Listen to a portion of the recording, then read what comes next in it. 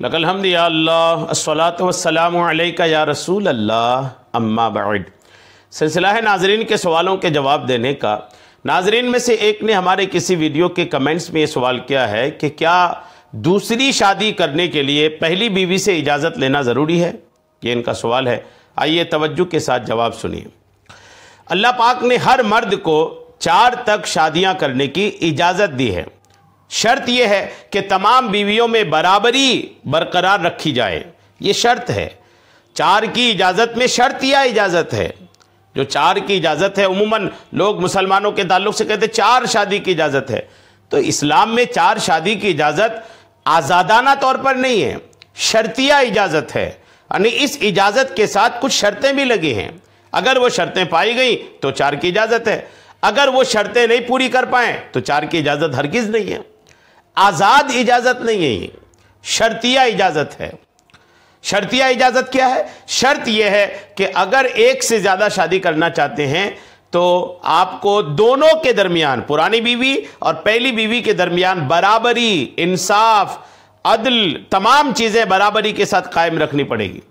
اللہ کی دی ہوئی اس اجازت کو اگر اس کی شرائط یعنی مساوات اور عدل کے، برابری اور انصاف کے اہتمام کے ساتھ پورا کیا جائے تو اس میں فائدہ ہی فائدہ ہے۔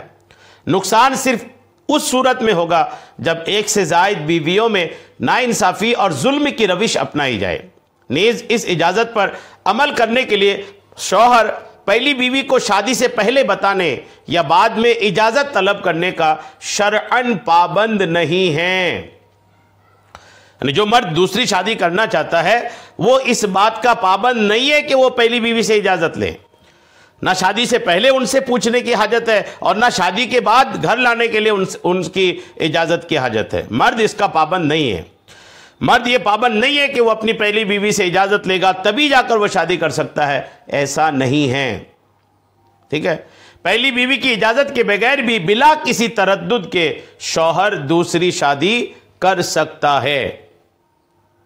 جی ہاں، اسلامی شریعت میں مرد کو ایک وقت ایک سے زائد عورتوں سے نکاح کی اجازت دی گئی ہے۔ جب اسلام نے اجازت دی ہے تو وہ اجازت عورت سے لینے کی کیا حاجت ہوگی؟ البتہ اس اجازت کو 4 تک محدود کر دیا گیا ہے۔ اللہ تعالیٰ نے سورہ نساء میں فرمایا وَإِنْ خِفْتُمْ أَلَّا تُقْسِطُوا فِي الْيَتَامَى فَانكِحُوا مَا طَابَ لَكُم مِّنَ النِّسَاءِ مَثْنَىٰ وَثُلَاثَ وَرُبَاعَ فَإِنْ خِفْتُمْ أَلَّا تَعْدِلُوا فَوَاحِدَةٌ۔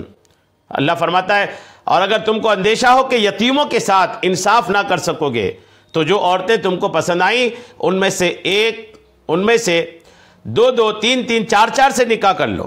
لیکن اگر تمہیں اندیشہ ہو کہ ان کے ساتھ عدل یعنی انصاف نہیں کر سکو گے تو پھر ایک ہی بیوی کرو۔ یہ قرآن پاک میں ہے۔ اس آیت کی شروعات میں یتیموں کے ساتھ انصاف نہ کرنے کی وجوہات جو بات بیان کی گئی ہے اس کا پس منظر یہ ہے کہ آقا کریم کے زمانے میں صاحب مال اور صاحب جمال یتیم لڑکی سے اس کا ولی اس کے مال و جمال کی وجہ سے نکاح تو کر لیتا تھا لیکن دیگر عورتوں کی طرح اسے مہر اور دوسرے حقوق نہیں دیتا تھا۔ اس پر تنبیہ کی گئی کہ اگر یتیم لڑکیوں سے نکاح کرو تو انہیں پورا حق دو، ورنہ دیگر عورتوں سے نکاح کا دروازہ کھلا ہوا ہے، تم ایک سے زائد 4 عورتوں تک سے نکاح کر سکتے ہو۔ اور اس آیت کے آخری حصے میں اس اجازت کو بھی عدل یعنی انصاف سے مشروط کر دیا گیا ہے، یعنی ایک سے زیادہ عورتوں سے بیک وقت نکاح کی اجازت اسی صورت میں ہے جب تم ان کے درمیان عدل یعنی انصاف کر سکو۔ اگر ان کے درمیان عدل نہ کر پانے کا اندیشہ ہو تو پھر ایک وقت میں ایک ہی عورت سے نکاح کرو۔ ٹھیک ہے، تو ایک سے زیادہ کی اجازت تو ہے لیکن شرطیہ اجازت ہے، اور جب اسلام نے اجازت دیا ہے اور آپ شرط پوری کر سکتے ہیں تو اس کے لیے آپ کو بیوی کی اجازت لینے کی حاجت، پہلی بیوی کی اجازت لینے کی حاجت بالکل نہیں ہے۔ ان کی اجازت کے بنا بھی آپ چاہیں تو نکاح بالکل کر سکتے ہیں۔ امید ہے میری بات آپ کو سمجھ میں آ گئی ہوگی۔ اللہ کریم ہم سب کو شریعت کے تمام مسائل سیکھنے، سمجھنے اور اس پر عمل کی توفیق عطا فرمائے۔ آمین بجاہ النبی الامین صلی اللہ تعالی علیہ وسلم۔